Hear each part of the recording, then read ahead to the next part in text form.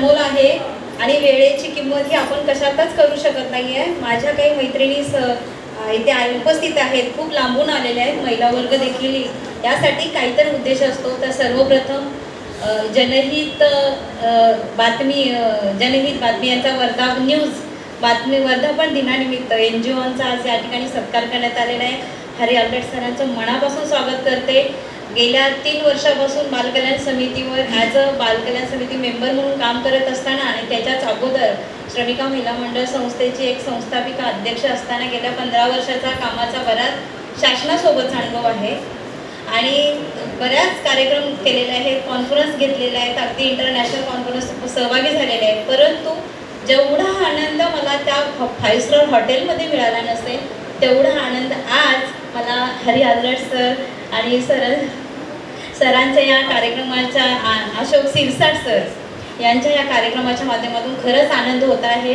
वेळात वेळ काढून सर एका संस्थेची व्हिजिट होती की पटकन आवरली, कारण म्हटलं मला हरी आल्बर्ट सरांचा प्रोग्राम आहे आणि तिथे जायचं आहे.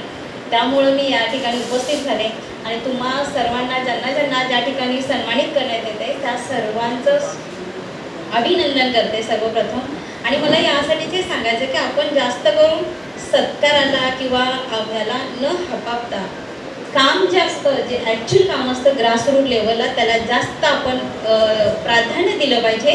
तुमच्या कामातून तुमची ओळख होते ना की तुम्ही न्यूजमध्ये किती आला, मीडियावरती किती आहात, इंस्टाग्रामवर, फेसबुकवर, त्याच्यातून ओळख होत नाही. तर त्यावेळी तुम्ही प्रॅक्टिकली लोकांसाठी काम करता त्यावेळेस तुमची कामातून इनडायरेक्टली ओळख होत असते आणि लोक तुम्हाला नक्कीच ओळखत असतात. मी आता तुम्हाला बाकीचं काय केलं आतापर्यंत कोविडच्या काळामध्ये काय केलं सांगणार नाही आहे, कारण एखादा खासदार आमदार सुद्धा घाबरेल एवढ्या मोठ्या प्रमाणात आम्ही काम केलं होतं आणि याचे साक्षीदार इथं बसलेले आहेत. त्याचबरोबर महाराष्ट्र शासन, आता सरांनी उल्लेख केला की महाराष्ट्र शासन महिला बाल विकास विभाग या विभागाच्या माध्यमातून आम्ही जोडलेलो आहोत. त्याचबरोबर महाराष्ट्र राज्य महिला आयोग असेल, समाज कल्याण विभाग असेल, ICDS विभाग असेल, महिलांच्या संदर्भात उल्हासनगर महानगरपालिका असो, कल्याण पंचायत समिती असो, मुरबाड पंचायत समिती असो, ज्याचा सेस फंड आहे, अशा शासनाच्या अनेक योजना आहेत आणि त्या सगळ्या योजना आत्तापर्यंत इम्प्लिमेंट आम्ही स्वतः केलेल्या आहेत. आणि त्या इम्प्लिमेंट करत असताना महिलांना सक्षमीकरण करणं, महिलांना घडवणं, नुसतं घडवलेलं नाही आहे तर 25,000ची एक सिलाई मशीन, अशा 80 शिलाई मशीनचं देखील वाटप या संस्थेच्या श्रमिका महिला मंडळाच्या माध्यमातून झालेलं आहे. अजून एक गोष्ट यासाठी सांगायचं आहे की महिलांना मागेल ते प्रशिक्षण देणारी आपल्या संस्थेचं ब्रीदवाक्यच आहे की मागेल ते प्रशिक्षण देण्यात येईल. त्याचबरोबर लागणारा जो काय स्टार्टअप सपोर्ट असेल तो सुद्धा संस्थेच्या माध्यमातून करण्यात येतो. आणि ह्या 2 जोडीचं तर मी फार कौतुक करेन. अंधन अपंगांसाठी खूप छान अहोरात्र काम करतायत, रात्रंदिवस काम करताना त्यांच्या दोघांसाठी एकदा टाळ्या वाजवा.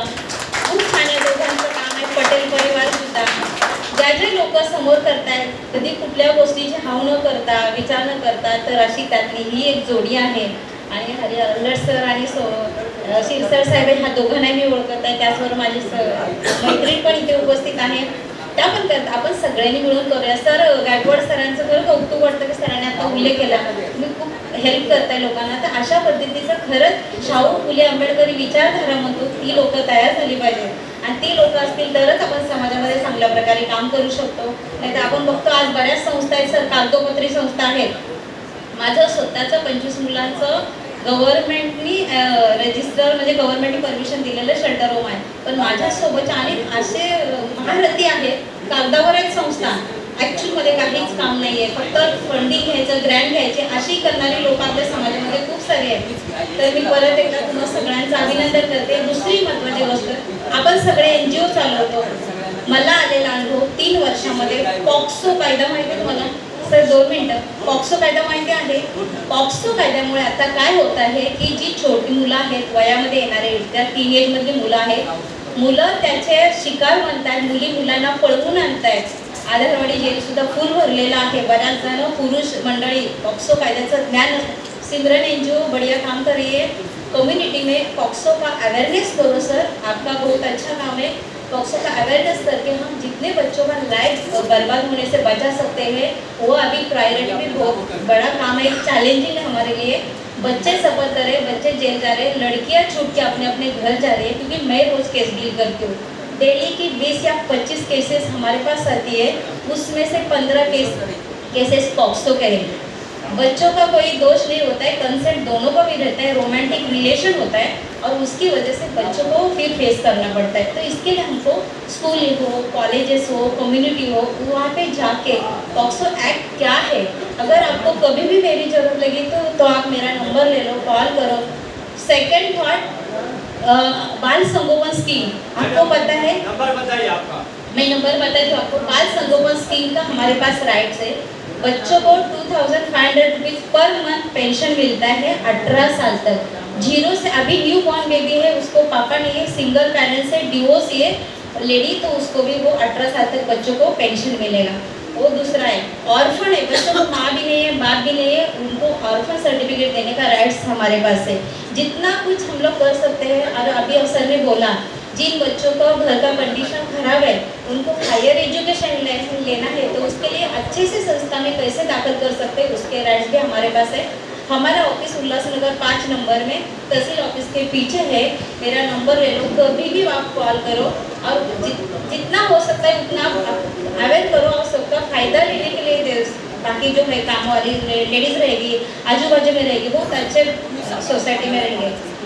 9172 643692 ॲडव्होकेट मनीषा झेंडे।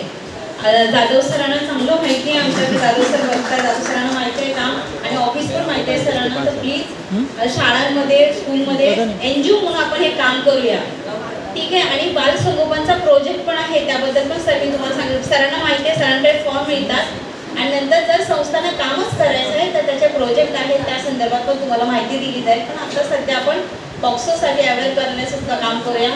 परत एकदा हरी सर, तुम्ही मला या ठिकाणी बोलवलं आणि थोडा मान सन्मान दिला, त्यासाठी मी बाल कल्याण समिती, माझी संस्था आणि माझ्या सगळ्यांमध्ये तुमचा खूप खूप धन्यवाद मानते। काही जास्त बोलायचं माफी मागते। धन्यवाद।